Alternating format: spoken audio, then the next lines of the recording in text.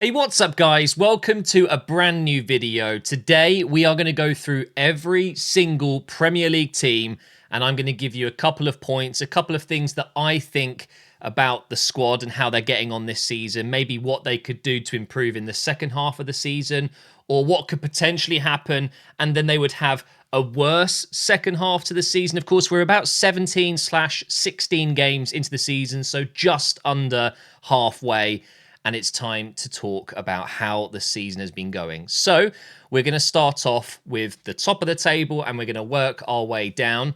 Let's kick things off with Liverpool, who are currently top of the table. They are absolutely flying under Arne Slot, and I'm really impressed with them. I really am. 16 games played, so they have got an extra game on the rest of the top six.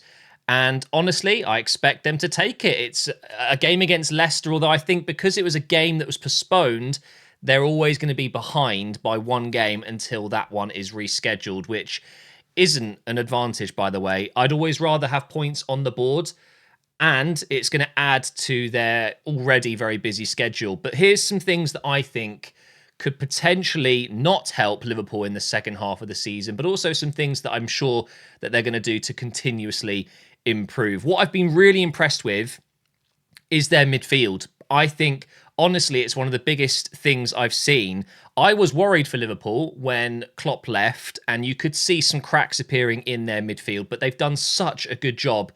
And Gravenberch, however you want to say his name, has been a revelation this season. I think he has improved them so much. The physicality he brings, he's a really good presser. And I just think combine the fresh, energetic midfield with an incredibly in-form Mo Salah, it's a recipe for success, really.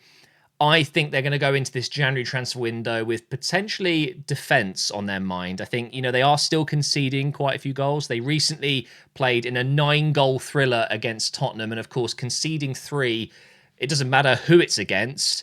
It's not good enough if you want to win the title. Every now and again, away from home, yeah, you can concede 3 goals, and it's always impressive that you can just outscore that, double it. It was an incredible game, but they do need to potentially, I think, look at the left-back position. And there's a couple of names I could throw out there. Kerkez is one of them. I think he could fit in at Liverpool very well. And the other, I guess, questions are going into next season. Are they going to still have Mo Salah next season? Are they going to have Trent, who, let's face it, is one of the best right-backs in the world in terms of attacking statistics? And are they also going to have Van Dijk? Is Alisson still going to be? There's so many questions for next season, but right now they are favourites to win the title, which I don't think many people expected. I've been very impressed with them. I really have. And they don't really look like slowing down. Salah right now is probably the best player in the world, arguably. He is on fire right now. And I think that is my biggest worry. Well, it's not really a worry for me. I'm actually hoping it happens. If Salah's not there next season, I don't know how they're going to replace him. He is one of those players that you just don't replace. But fair play to Liverpool. No one really expected them to be in this position. I think we all knew they would still be good.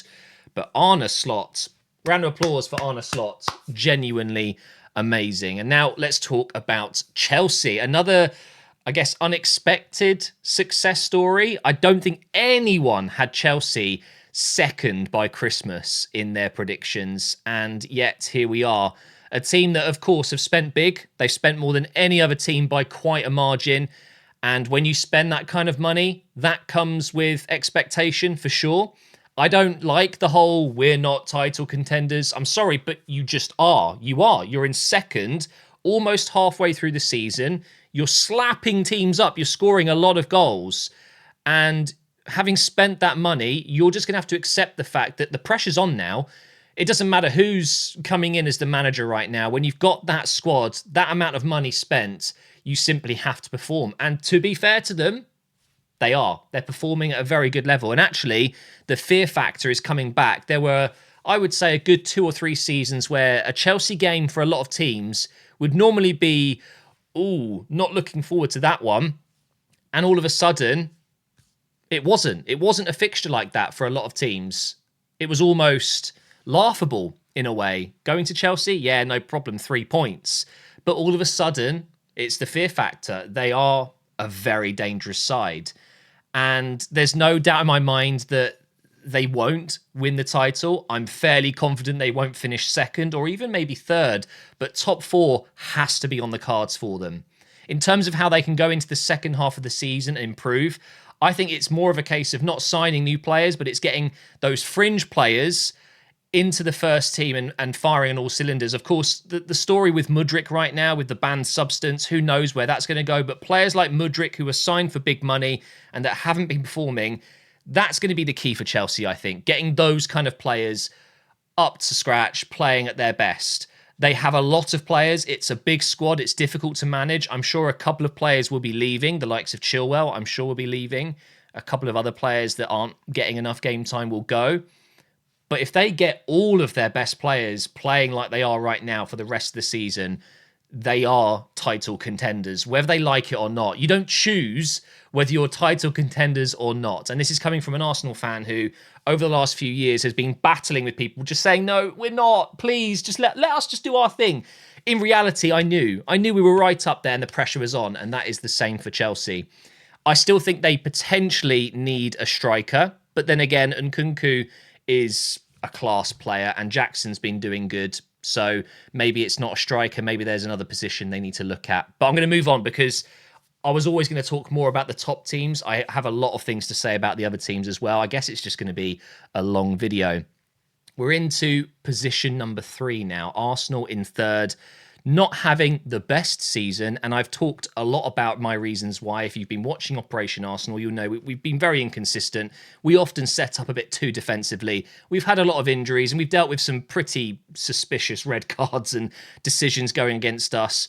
But the potential is definitely there. And I see Arsenal being right up there come the end of the season. And we're just waiting for other teams to slip up. And when they have slipped up, we haven't taken advantage of it. And that is where we improve in the second half of the season. And I know a lot of people will be asking me, who do I think we should sign? I'm going to do a separate video on this. I think in the coming days, I will do a midway point Arsenal video in more detail. But I think it's very clear with the new Saka injury, we are going to need an attacking player that can play on the wings. And we will need a striker at some point. Although Jesus, if he continues this form, I think we focus on a right winger. I've been hearing reports of Kudus, Semenyo. There's a lot of players that could be coming in. Who knows what's going to happen? But Arsenal are there or thereabouts. I don't think we're going to win the title, but we're definitely going to be close. It's going to be up there at the end of the season in that top 2. I really do think so. We'll move on to Nottingham Forest now because, again, I don't want to go on about Arsenal. Nottingham Forest, wow. You've just got to... You've got to be impressed by this. It is absolutely incredible what they've done.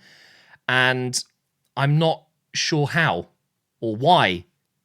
I think a couple of their signings, their new centre-back, Milinkovic, absolutely incredible.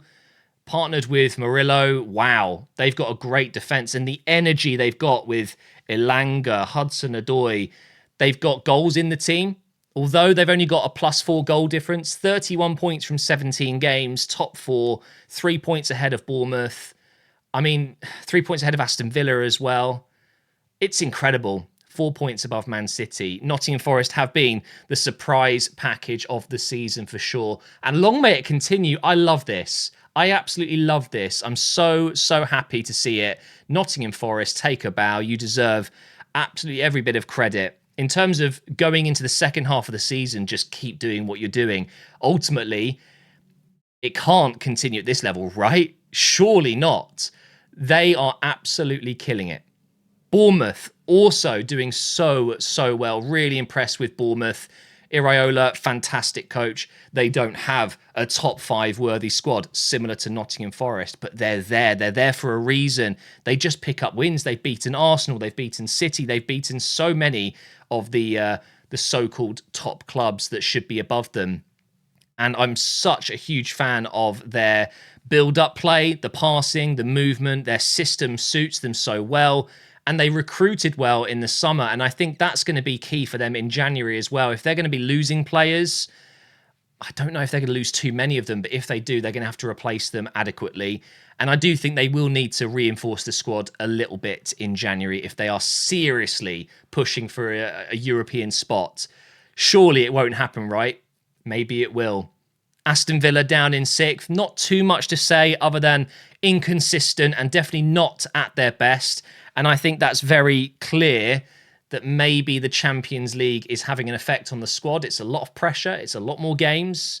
And it's not just games, it's high intensity games. You're playing in Europe. It adds a lot of stress, a lot of injuries, a lot of issues to the squad. So I think they're coping with it just fine. But we are seeing, I think, an Aston Villa side struggling a little bit more than we expected, but still in 6th.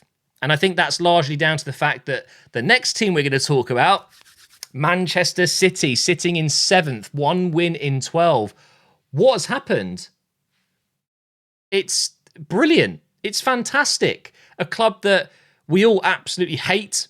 I'm sorry, but it's true. Even City fans must be thinking at this point, is it going to get worse? I mean, the odds are no, it can't get much worse than this, and they will start to win games. It's going to click. They're going to get players back. Of course, Rodri's out for a lot longer still, but it will click. And January's huge for them. If they do bring in a player that can somewhat fill the void of Rodri being injured, I don't think that's quite possible, but they can certainly stop the hemorrhaging a little bit by bringing in a top quality midfielder. Is that going to happen? Have they got the funds to do it? Of course they do. But here is a big but. Players I've heard who have been approached are pretty much refusing to join City at this point because of the 115 charges, which is what, 130 now? 135 now? They found more. Manchester City are in deep trouble, and if players aren't willing to join because of the charges and they're wanting that to be all settled first, I don't blame them, by the way, but that's a big worry for Man City because I think the second half of the season needs an injection of quality. It really does. They've got an aging squad, a squad that has a lack of confidence right now, and a lot of players that are just used to turning up and winning, and all of a sudden it's not going their way, and a coach that has been given a checkbook at every position he's been in. He's been able to spend, and all of a sudden, things aren't working. It is fantastic. It is really, really lovely to see. Long may it continue, and hopefully those charges are slapped on them, and we see even more pain and suffering go towards Man City. Look, I'm a salty Arsenal fan. We'd have 2 Premier League titles in the last 2 years if it wasn't for City, and I'm all for respecting the way they play on the pitch and what the players have done. But if those players are there through in an illegal manner, if they've been, I don't know how to word it. If it's cheating, if they've cheated, then of course they don't deserve it. Newcastle in 8th right now. Very good side and capable of beating anyone on their day, but they haven't had many on their days. They've lost games they really should have won, and they've won games where maybe they should have lost. They are a super inconsistent team this season, but if they get Isak completely fit for the rest of the season, anything can happen. But the biggest point I'm going to make with Newcastle is they should sell Isak to Arsenal. They're a top quality side. They are, and they're horrible to play against away from home. No one likes going to St. James's Park. It's a horrible place to try and win, and that is going to be what keeps Newcastle in that top 8. There's no way they're going to drop out of the top 8. Not for me. I thoroughly believe that Nottingham Forest, Bournemouth, they are going to slowly drop away, and that's when you see teams like Newcastle, Man City will obviously gain points as well, and Villa, they will start to climb. But I have been impressed with Newcastle in some of those games. And Isak, please come to Arsenal. I would love it so much. And now we're getting into the midpoint of the table where I have quite similar thoughts for all of these teams.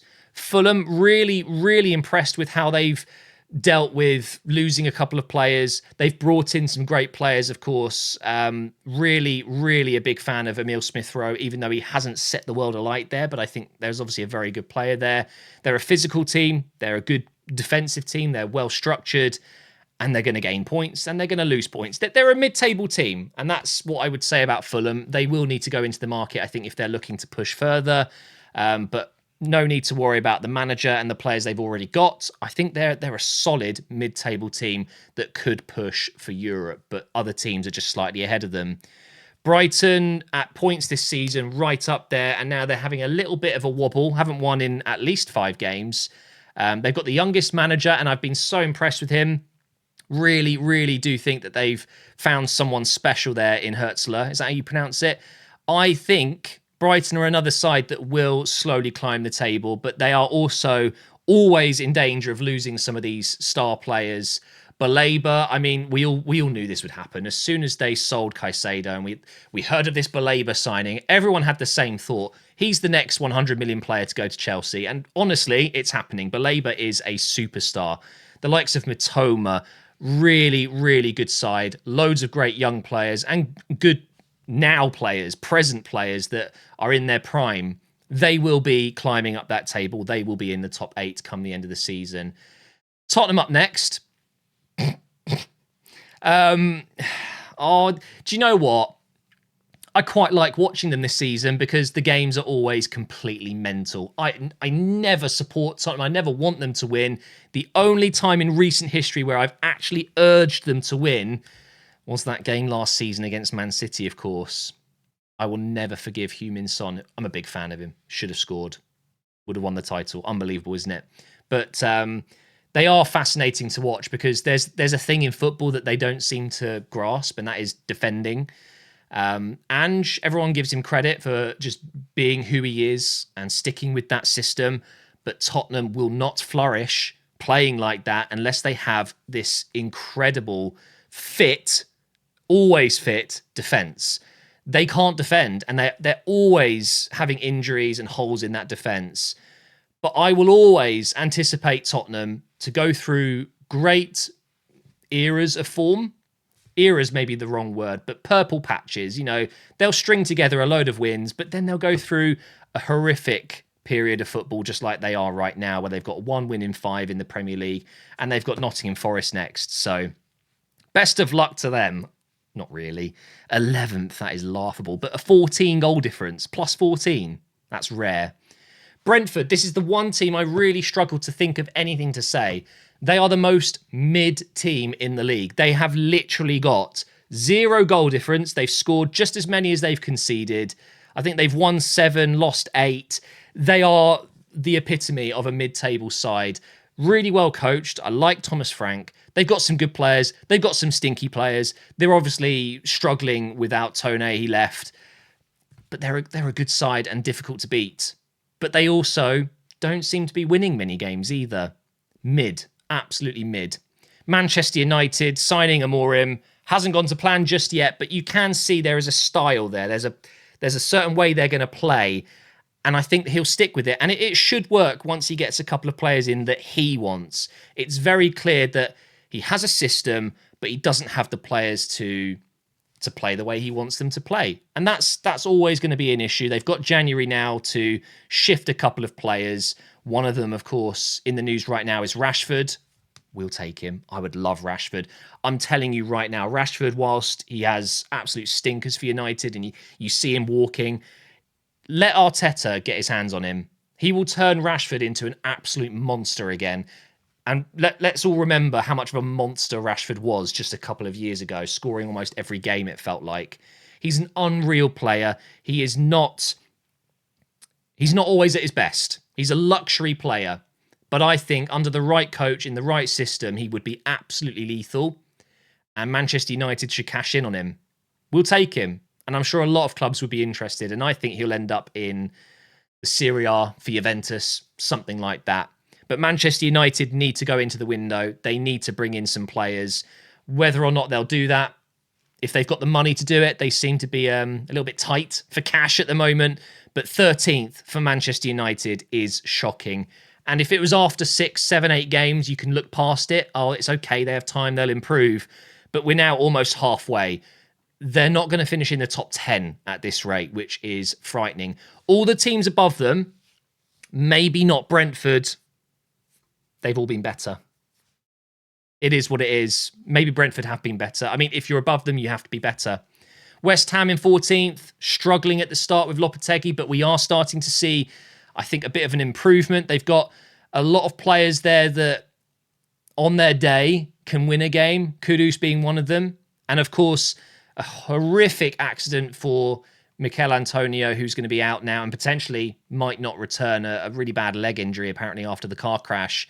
But I wouldn't say Antonio is key for West Ham, but things like that can affect the squad, and hopefully he's recovering well. But West Ham, they're going to be okay. I wasn't ever worried that they'd get relegated, and I think Lopetegui deserves a bit more time because I think at times that they look well coached and they create chances, but without some of those players, I'm talking Kudus, even Wan-Bissaka this season, just carrying them at times, it is a worry. It is a worry. And I think West Ham will probably end up where they are about now, that kind of 14th, 15th.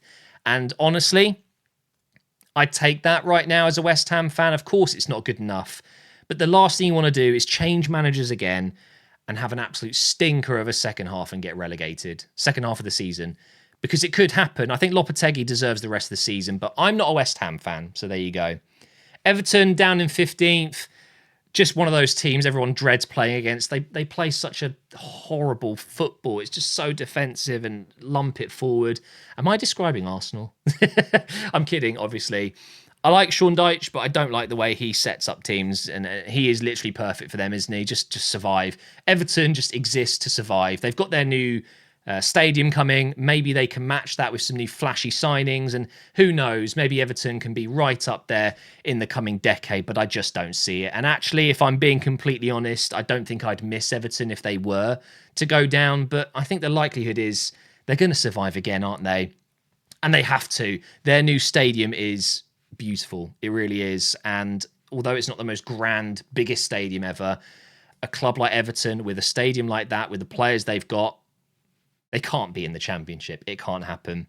Crystal Palace had such a good end to the season. I thought they were actually going to be a top 10 side this season. They have really surprised me. They are picking up form, and I mean, they've surprised me in a bad way. They've started the season so poorly, and obviously we've just seen Arsenal decimate them, but I think Crystal Palace will climb the table. I don't see why not. Glasner is clearly a good manager. He knows how to get the best out of these current players. Losing Elise is an absolute stinker, and replacing him with, let's be honest, not very good players. I mean, Sarr's done well. I really like Sarr. And of course, they signed Nketiah, who just hasn't been good enough. Funny that. I think Crystal Palace, if they get things right in the second half, maybe invest in another attacking player, because Kamada's been terrible as well. It wouldn't surprise me if we see them climb up into that top 12, top 10. Leicester, for me, I think they will end up going down. I think Wolves will replace them. Wolves will go above them. I really do believe that. Leicester City, Ipswich and Southampton, for me, are the teams that are going to go down. Leicester took a bit of a gamble hiring Ruud van Nistelrooy. Looked to have paid off with a win and a draw, but now they've lost 2 in a row and they look weak. They look really weak, and they've got also a few aging players there that they will need to replace, one of them being Jamie Vardy. I like Leicester. I do. I really like the story of Leicester, and obviously them winning the title just under 10 years ago now. Oh, that's crazy. 8 years ago, was it 2016? Unbelievable story, and part of me wants to see them rise back up again, but I don't think that's going to happen. It's just so average. So average. And I fully expect Leicester to struggle this season. I don't think they're going to survive, because the next team, Wolves, I think we're about to see them fly up the table as well. I've said it the entire time, and my granddad is a big supporter of Wolves. I'm always talking to him about Wolves. I've said it when he's down, and I've heard other Wolves fans, they were sick and tired of losing every game. But do you know what? Some of those games just didn't deserve to be losses. I don't care what anyone says. You might not have played the best football, but some of the decisions that Wolves have go against them. I think statistically they are the most unlucky team in the league when it comes to VAR. I think the individual players they've got are absolutely superb. Some of them are really good young players. And with the right manager, I'm not sure about this new geezer that's come in, but he's got them a win. I'm telling you, okay, they're going to beat Manchester United in their next game, and they are going to go on a run here. And if they don't, fair enough, but they will not be relegated. They are too good to be relegated. And for me, you're going to see a Wolves team next year, whether it's with this coach or not, whether it's with all these players or not, but they will be a better side. I think they have some really good individual players. It's just about keeping them. And that's the biggest thing. Going into next season and even into the second half of the season, players like Cunha, Are they going to be able to keep him? Who knows? Ipswich and Southampton, very similar for me. It's a really difficult league to crack, isn't it? Ipswich play some good football, and they're relying heavily on Delap. If he goes through a bad run of form, I don't really see where all their goals are going to come from. But what I will say about Ipswich is they seem to have a real community vibe there. It does feel like there could be a bit of magic there. I can't quite put my finger on it. Whereas when you look at Southampton, it just looks very dead, doesn't it? They've just lost their manager. They're losing games by a lot of goals. The recent loss to Tottenham was diabolical. And I'm rooting for Southampton because they've got my Ramsdale. And I really like Ramsdale. I don't want him to go to the Championship again. Hopefully, he'd be able to get another move if they do. But as I said before, I think it's going to be Leicester, Ipswich, and Southampton at the bottom. So there we have it. My kind of mini review, although I've been talking for almost half an hour, of all 20 sides in the Premier League in the season so far that we've thoroughly enjoyed. It's been a fantastic first 17 games, and I cannot wait to see what happens in the second half of the season.